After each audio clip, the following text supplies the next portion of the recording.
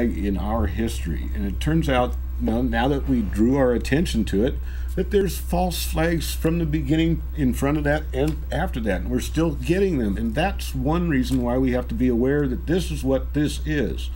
Blamed on Arabs? How did they, well, What do you mean by false flag operation? The government, for its own reasons, or whoever had security clearance to get in that building, and it wasn't Al-Qaeda, it wasn't somebody in the cave in Bora Bora, it had to be somebody with connections with the government. And yet immediately a full court press, that immediately 19 Arabs are completely identified just minutes after the planes hit.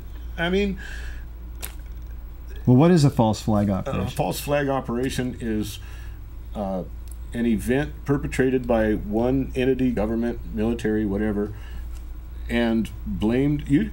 It came from the old days when they had pirates, and the pirates would hoist the English flag and then cruise up on an English merchant, and all of a sudden pull that down, put up the Jolly Roger. But they didn't actually. It wasn't that like that. They blamed it on the English ship because it had an English flag, but it was a pirate. I'm not exactly eloquent on that, but the whole idea is they lie about who did it. The Reichstag is a perfect example. We always use that. The German parliament was blown up by Hitler and blamed on Poland, and that was used to justify the invasion of Poland. And we have used this false flag event. We, our government, our rogue government, has used it to justify going into two countries, killing millions of people. Our own people have been sacrificed to the tune of 5,000 or 6,000 now. And it's all blamed on Al-Qaeda, which you can demonstrate doesn't even exist. I mean, maybe it exists now, but at the time it was a list of CIA operatives that used to fight in the as Mujahideen in the Iran wars. Are there other examples of false flag operations from American in history? Well, a near one in 1967, the USS Liberty was attacked by Israel, and unfortunately for their plan, they were supposed to be blaming it on Egypt so that we'd go in and fight Egypt, but the people on the Liberty managed to survive. They were supposed to die, and they fought valiantly and survived and told their story, and so that false flag didn't get pulled off. But I guess we can, virtually every war that we've entered as a nation, we've had to convince the American public to go for it. And in order to do that, they create these events. And some say Pearl Harbor was a false flag event. I'm not an expert on that, so I'm not going to advocate that. What about the Vietnam War? Oh, the Gulf of Tonkin. That's a perfect example. Robert McNamara admitted in, what was it, 1974, that the Gulf of Tonkin incident never happened. There were no Vietnamese PT boats attacking the U.S. ships. It was a lie, and it cost 54,000 Americans and 3 million Vietnamese lives, all based on a lie. And 9/11's doing the same thing. And I just love the way you answered that question. I mean, I'm trying to fill in what you were doing, but you have to connect with the idea that we are being conned as if we are so stupid that we can't see it. But it's so obvious once you start doing any sort of looking into it at all. And my dad was in World War II, and he told me, he said that the Germans lost the war, but the Nazis won. What does that mean?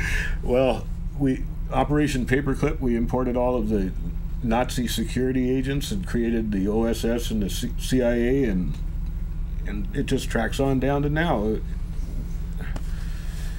Well, so a question for us then is, where do we go from here? Given that, 90% of the American people have swallowed the lie of 9/11, how do we make headway? I mean, we have given our DVD to every member of Congress. We have met with 36 of their offices. We have met with many media officials, including been on Geraldo at Fox News, who has acknowledged himself, Geraldo, that it's obviously a controlled demolition. The clip, he says these 1,300 architects and engineers must know something I don't. It sure looks like one to me. So, but yet we don't have the shifting in the public awareness, at least as far as manifested in greater media exposure and actions from governmental authorities who could get or call for at least a real investigation. I've been arguing, periodically on the internet with people who make comments on videos, and some of the people out there, no matter what you put forward, no matter how demonstrably true it is, it doesn't matter.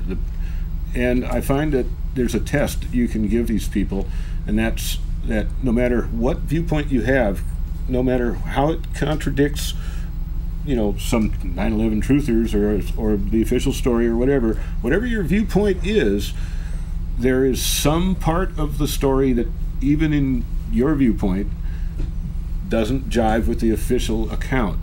And for that reason alone, everybody should be interested in a new investigation, and let the axe fall where it may. We never had a criminal investigation, and every other murder you ever heard of had a criminal investigation.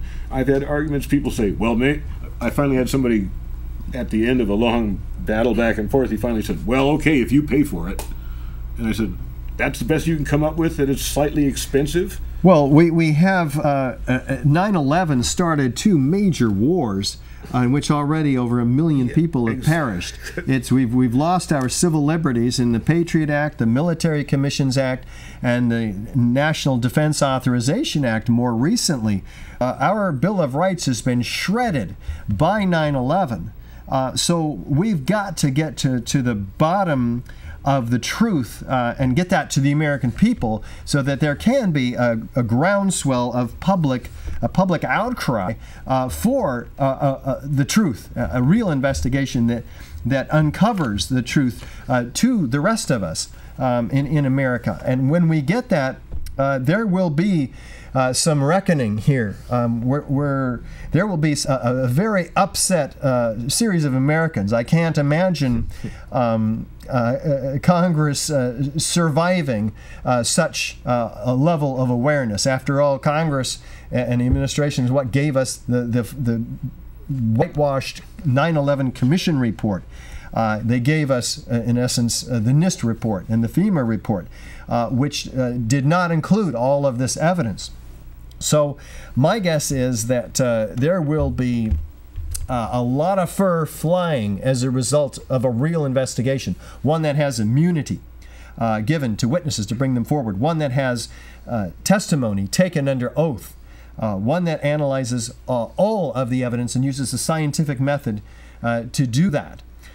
When we get a credible investigation, which is what the 1,600 architects and engineers that I represent are demanding, and what millions in the 9/11 truth movement are demanding, we will see, how far and how wide this conspiracy goes. Until then, we're not pointing fingers. We want a real criminal investigation. Like you said, we never had one. And we've just got 19 fundamentalist terrorists basically blamed. We were told to avoid outrageous conspiracy theories on the second day. One, he said, except for mine. Oh, except for the official outrageous conspiracy theory. Yeah. That's about the most outrageous one. And well, I really did appreciate in your 9/11, the experts speak out, the psychological experts at the end of the flick that described the problems that you have overcoming, people's built-in paradigm of reality. If you have to completely, all my life I've been bombarded with the idea that America is the force for truth and justice in the entire world. And it's easy to buy into that. It feels good. You want to be an American. You feel proud to be an American. I'm just ashamed of my government. But